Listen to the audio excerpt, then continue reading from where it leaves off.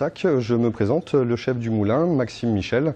Je vous accueille aujourd'hui pour vous proposer une recette à base de cerises, fruit emblématique du Tarn-et-Garonne et surtout la cerise de Moissac. Bonjour et bienvenue pour une recette de cuisine. C'est le chef Maxime Michel du moulin de Moissac qui nous a invités afin de nous faire découvrir une recette à base de cerises. Et ce dessert, il l'intitulera la cerise moissagaise. Cette recette étant relativement complexe, je vous propose donc de vous en expliquer les grandes lignes et de vous faire la démonstration des techniques les plus importantes pour pouvoir la réaliser. Pour commencer, nous allons donc équeuter les cerises et les dénoyauter afin de garder que la chair et commencer les préparations de cuisson. Donc on les coupe en deux.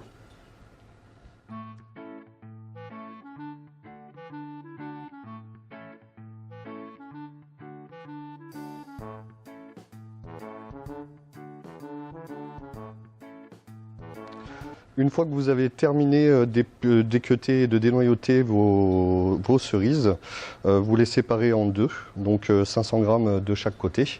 Une partie va être destinée à faire une réduction de banyuls, de cerises et de gelée de piment d'Espelette pour réaliser le glaçage de la cerise en dernier, mais vu qu'il y a un certain temps de cuisson, il faut le lancer tout de suite pour pouvoir avoir la réduction de prête à la fin de la recette.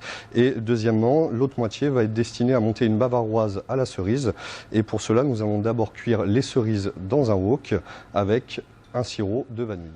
On va commencer avec nos 500 g de cerises qui ont été préalablement dénoyautées et équeutées. Donc on va les mettre à réduire sur 140 degrés avec une bouteille de banyuls, parce que ça ne sera pas de trop.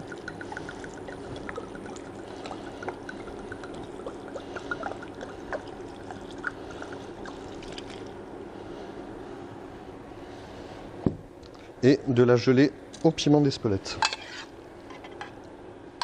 Deuxièmement, on va enchaîner avec nos cerises qui vont être poêlées au wok avec du sucre et une gousse de vanille grattée.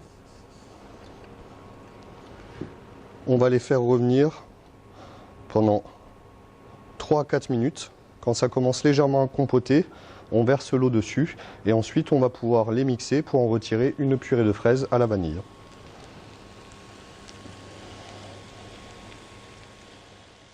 Bien remuer tout au long de la cuisson pour éviter que le sucre ne masse et pour éviter qu'il commence à caraméliser.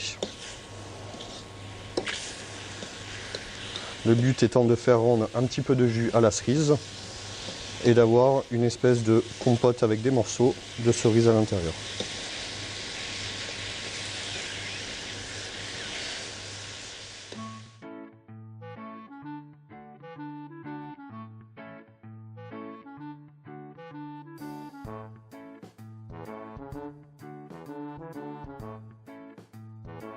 Donc là, on peut voir que la cerise a commencé à rendre son jus.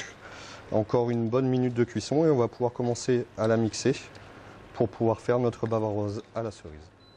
Maintenant, c'est prêt, on éteint et on va venir mixer notre cerise afin d'obtenir la purée de cerise à la vanille. Et on récupère bien tout le sucre et tout le jus pour un maximum de goût et d'arôme. Dès lors que vous avez fini de poêler vos cerises, vous les passez directement au mixeur. Ça évitera la formation des cristaux de sucre et permettra d'obtenir une pâte bien lisse pour la purée de cerises et l'incorporer plus facilement à la bavaroise.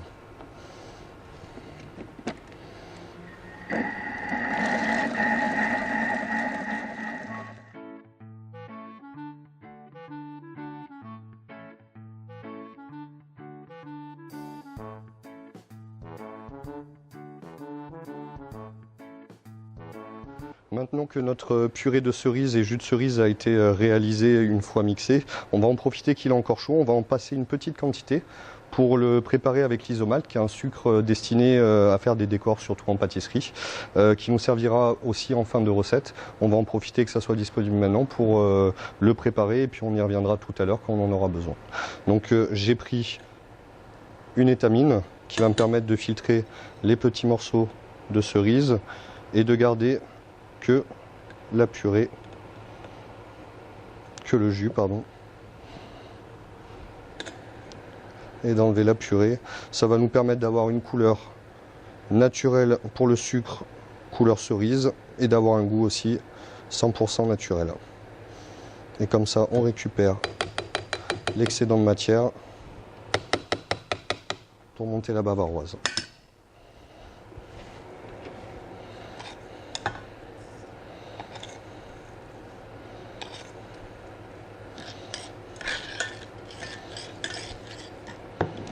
Voilà. Le sucre est légèrement imbibé et maintenant on va le faire chauffer gentiment à 140 degrés jusqu'à ce que le sucre soit dissous dans la cerise.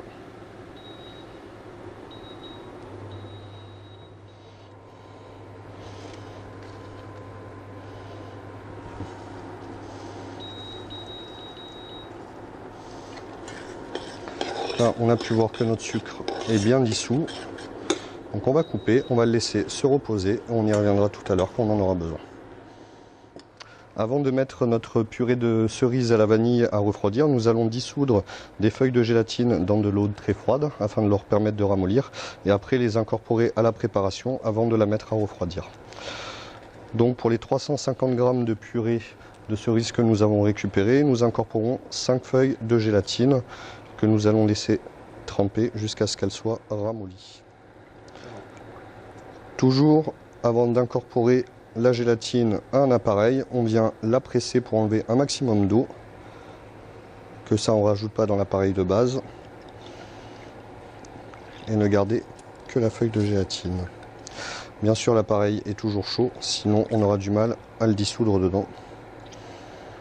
Et du coup on aura des gros morceaux de gélatine à l'intérieur de l'appareil. Donc on vient mélanger jusqu'à complète dissolution.